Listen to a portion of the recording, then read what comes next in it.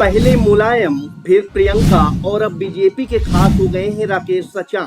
कांग्रेस का दामन छोड़कर बीजेपी में शामिल हुए राकेश सचान को योगी मंत्रिमंडल में कैबिनेट मंत्री के पद से नवाजा गया है। राकेश सचान पहले मुलायम के करीबी रहे, फिर प्रियंका गांधी के और अब बीजेपी के खासम खास हो गए हैं, जिससे बीजेपी के भीतर ही कुछ धड़ों में खलबली मच गई है। योगी सरकार में कैबिनेट मंत्री बने राकेश सचान का कद बीजेपी में बहुत तेजी से बढ़ रहा है, जिससे बीजेपी के कई बड़े नेताओं की नींद उड़ी हुई है। उन्हें डर है कि कहीं राकेश सचान के बढ़ते इस कद से उनका पत्ता साफ न हो जाए। विधायक भले ही राकेश सचान कानपुर देहात की भोगनीपुर सीट से हो, लेकिन फतेहपुर की राजनीति में उनका दखल बराबर होगा, ऐसा अनुमान सियासी लोग लगा रहे हैं। मूल रूप से कानपुर देहात जिले की राजनीति में लंबे समय से अपनी पकड़ रखने वाले राकेश सचान 2009 से फतेहपुर की राजनीति में सक्रिय हैं। 2009 का लोकसभा चुनाव उन्होंने समाजवादी पार्टी के टिकट से लड़ा और जीत हासिल की। इसके बाद 2014 में वह दोबारा सपा के टिकट पर फतेहपुर से चुनाव लड़े जरूर, लेकिन उन्हें मोदी लहर में साध्वी निरंजन ज्योति ने चुनाव हरा दिया।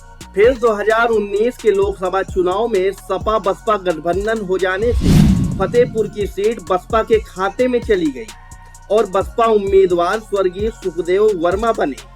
टिकट कटने से राकेश सचान ने कांग्रेस का दामन थामा और टिकट ले आए। चुनाव में भी उन्हें बुरी तरह से हार का सामना करना पड़ा। इसी बीच 2022 के विधानसभा चुनाव आए, अधिसूचना जारी हुई और सभी पार्टियां अपने प्रत्याशी घोषित करने में जुट गई। राकेश सचान ने हवा का रुख देखा और बीजेपी में झट से शामिल हो गए। विधायक भले ही राकेश सचान कानपुर देहात की भोगनीपुर सीट से हों, लेकिन फतेहपुर की राजनीति में हमेशा से उनका बराबर दखल रहा है। बीजेपी में उन नेताओं की चिंताएं बढ़ी हुई हैं जो 2024 में लोकसभा टिकट की दावेदारी में लगे हुए थे।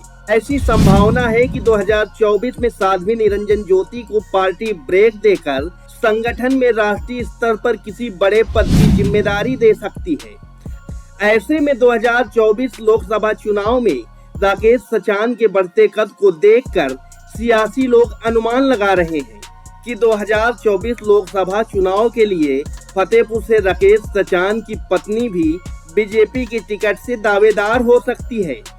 आपको क्या लगता है? अपनी राय कमेंट बॉक्स में जरूर बताएं। अगर आपको हमारी खबर पसंद आई तो चैनल को लाइक और सब्सक्राइब करना ना भूलें।